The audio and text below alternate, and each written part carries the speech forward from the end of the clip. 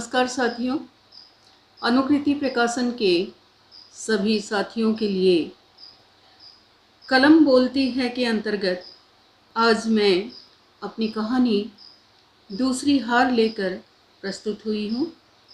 मैं डॉक्टर जयश्री शर्मा आप सभी को शुभकामनाएं देती हूँ और उम्मीद करती हूँ कि आप ये कहानी ज़रूर सुनेंगे। तो लीजिए, दूसरी हार।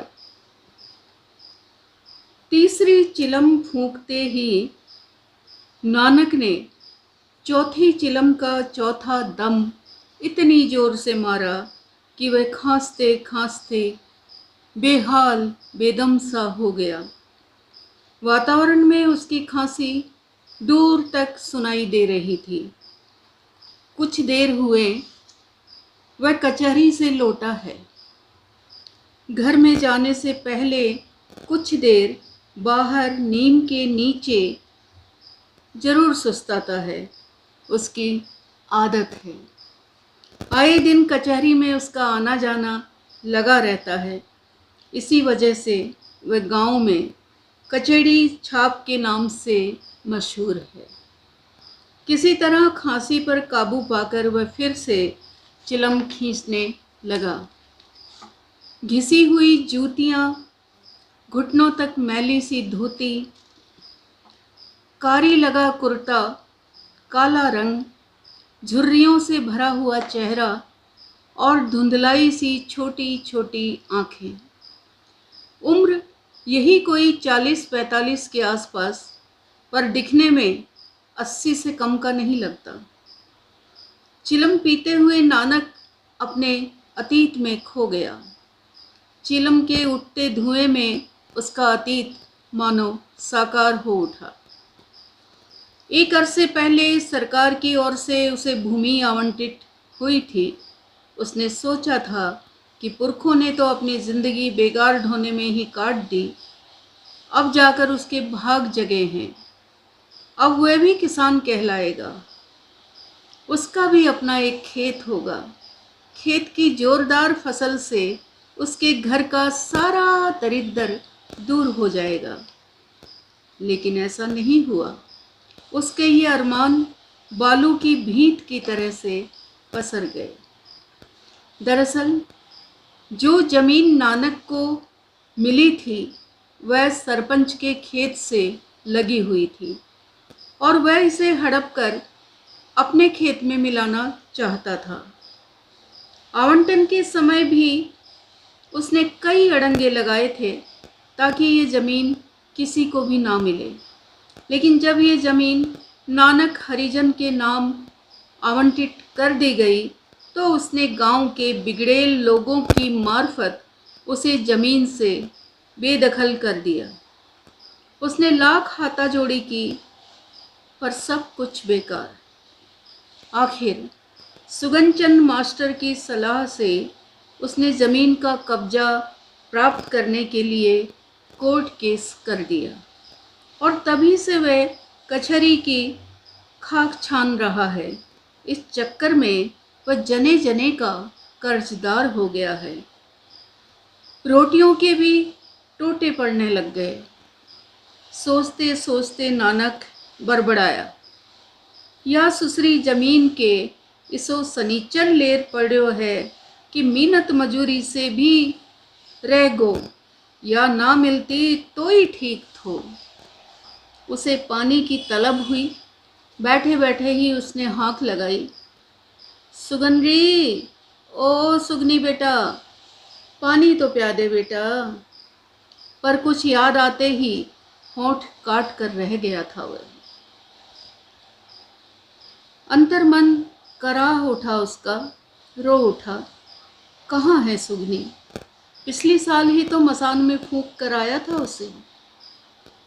सुगनी उसकी इकलौती संतान थी। तंगी के कारण हाथ पीले नहीं कर सका था। उस रोज सांझ पड़े सुगनी सौदा लाने के लिए सेठ हजारीमल की दुकान पर गई थी। जब वह घर लौटी तो बेहद उदास थी। उसकी माँ के पूछने पर भी उसने कुछ नहीं बताया।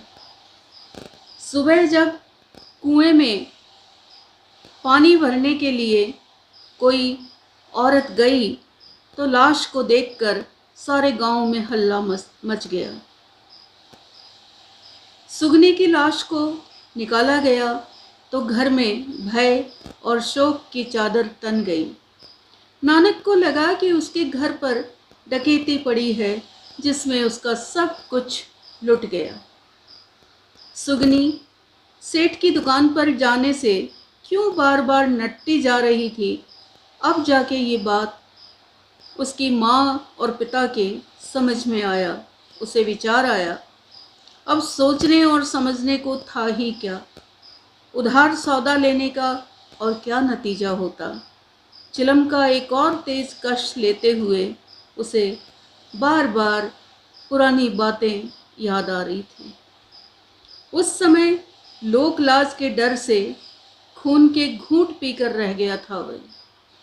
वैसे भी ताव खाकर वह सेठ का क्या बिगाड़ लेता गरीब आदमी, कौन देता उसका साथ। जब रकम न चुका पाने के कारण सेठ उसकी सांड यानी कि ऊँटनी को खोल कर ले गया तो भी गांव में किसी ने भी उसकी तरफदारी नहीं की थी। अब बेटी की मौत के लिए सेठ को घसीटता तो कौन साथ देता, उल्टे उसी की मिट्टी पलीत होती।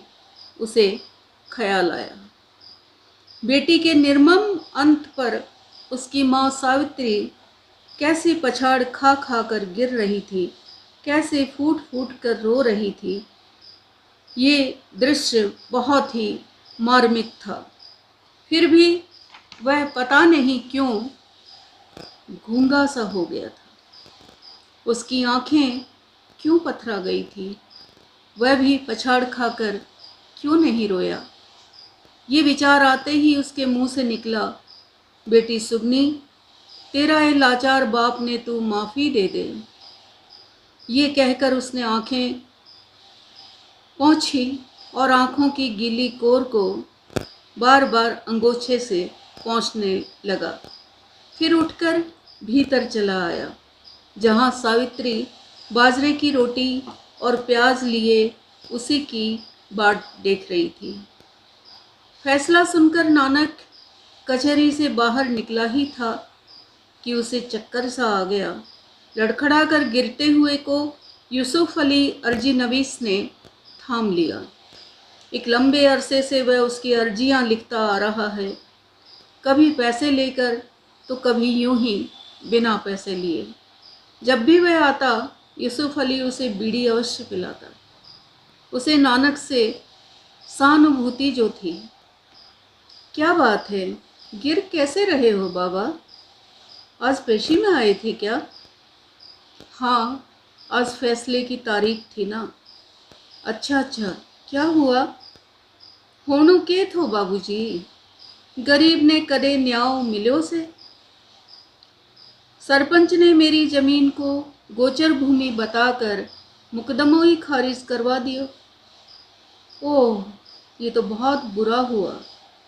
नानक कुछ बोले इससे पहले ही यूसुफ अली ने फिर पूछा, उस गाय वाले केस का क्या हुआ?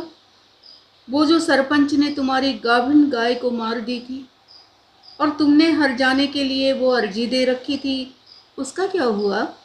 क्या तुम्हें हरजाना मिला?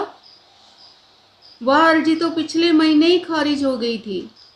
हरजानू तो नहीं मिलो, पर हाँ, यो ज्ञान तो जरूर मिल गो बाबूजी कि सरपंच जैसा लूठा हिंदुआ ने मेरा जैसा गरीबा की गाय मारने की पूरी पूरी छूट मिलोड़ी है। के वे फर्जी से। फिर तो ये तुम्हारी दूसरी हार है बाबा। ये सुनकर उसके मुंह से निकला और उसके पैरों ने डगमगाते हुए राह पकड़ ली। यूसुफ अली अर्जी नवीस ने उसे देने के लिए बीड़ी का बंडल से जो बीड़ी निकाली थी वह उसके हाथ में ही रह गई। तो ये थी एक आंचलिक कहानी राजस्थान के आंचलिक परिवेश से। आपको ये कहानी कैसी लगी? प्रतिक्रिया देकर मेरा हौसला बढ़ाइएगा। धन्यवाद।